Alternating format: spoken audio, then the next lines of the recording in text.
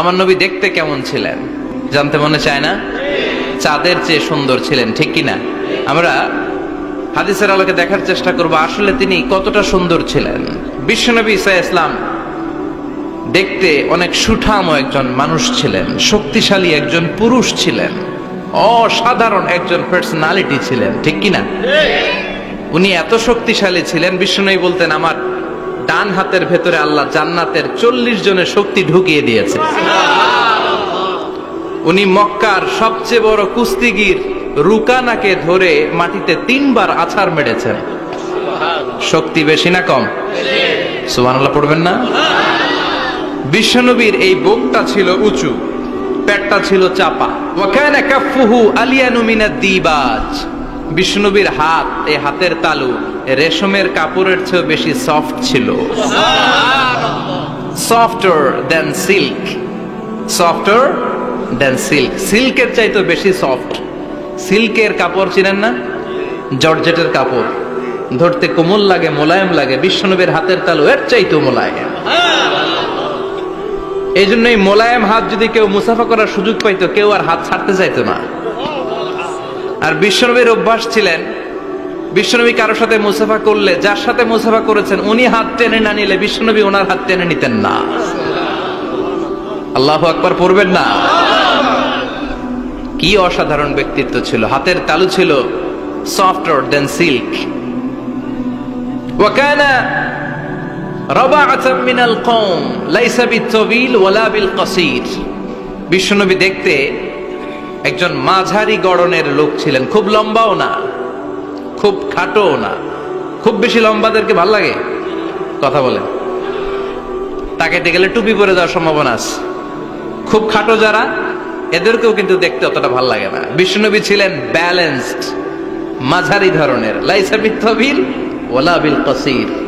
কিভাবে আল্লাহ চুজ করেছেন ওনার পেয়ারা হাবিবকে, পড়েন সুবহানাল্লাহ। ওয়া কানা আযহারাল লাউন। ফর্সা রঙের মানুষ ছিলেন, ব্রাইট কালার। কি কালার? Bright colour. সিভি যারা লিখেন কারিকুলাম ভিটা, ওইখানে স্কিন কালার লিখতে হয়। আপনি কি ফর্সা না কালো? কালো হলে ব্ল্যাক কালার, ফর্সা হলে ব্রাইট কালার। বিশ্বনবী ছিল ব্রাইট কালার, ফর্সা রঙের মানুষ। কতটা সুন্দর ছিলেন! অনেকে বলে সাইয়েদনা ইউসুফ আলাইহিস সালাম বেশি সুন্দর। না না, বিশ্বনবী সাইয়েদনা ইউসুফ আলাইহিস সালামের চেয়ে অনেক গুণ বেশি সুন্দর ছিলেন। বিশ্বনবী বলতেন আনা মালিহুন ওয়া আখি ইউসুফু সাবিহুন। আমি বিশ্বনবী মালিহ। আলেম যারা আছেন উত্তর দেন আরবিতে। মিলহুন মানে কি? লবণ। তার মানে মালিহ মানে লাবণ্যময়। বিশ্বনবী লাবণ্যময় সুন্দর ছিলেন, আর ইউসুফ আলাইহিস সালাম সাদা সুন্দর ছিলেন। এদিকে লাবণ্যময়, এদিকে সাদা, কোনটা ভাল লাগবে? কথা কন।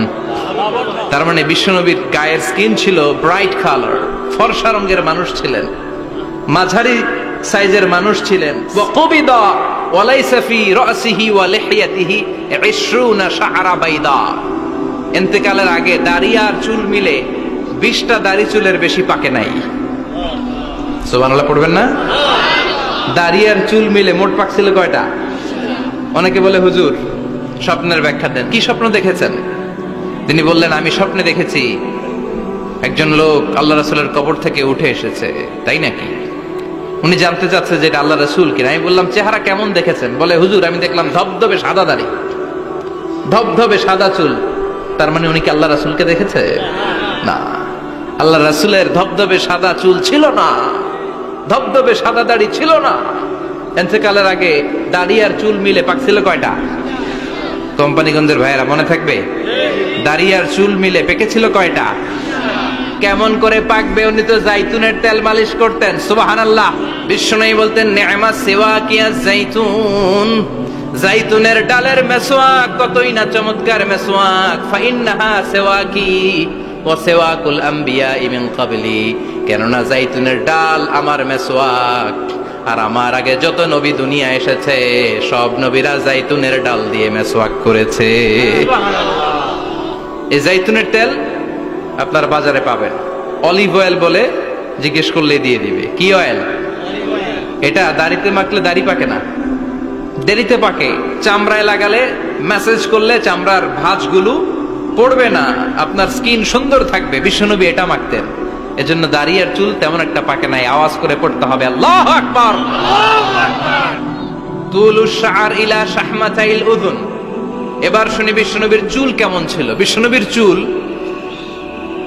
মাঝে মাঝে এই কানের লতি বরাবর আসতো। ইলা শাহমাতাইল উযুন মানে বড় চুল রাখতেন, হেয়ার কাটটা ছিল লং হেয়ার কাট। মাঝে মাঝে কানের লতির মাঝামাঝি, আর কখনো কখনো কাঁধ বরাবর। ইলাল মানকিবাইন, তিন সিস্টেমে রাখতেন, কানের মাঝ, কানের লতি, কাঁধ বরাবর।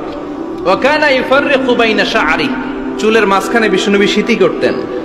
আপনারা কাজী নজরুল ইসলামের ছবি দেখেছেন? দেখবেন যে উনি মাঝখানে সিঁথি করতেন। বিশ্বনবী এভাবে মাঝখানে সিঁথি করে সিঁথির মাঝখানে আতর ঢেলে দিতেন। কেন ঢেলে দিতেন? যেখানেই সেজদা দিতেন ওই জায়গায় আতরের ঘ্রাণে আমোদ হয়ে যেত। আরিদুস সদর, বুকটা ছিল প্রশস্ত। ওয়া কানা বাইনা কাতিফাইহি খাতামুন নবুওয়া, আর পিঠের মধ্যে কাজিররিল হাজালা, কবুতরের ডিমের মতো একটা মাহরুন নবুওয়া ছিল। উনি যে শেষ নবী, উনি যে প্রফেট, দ্য লাস্ট মেসেঞ্জার, এটা প্রমাণ আল্লাহ সিল মেরা দিয়েছে।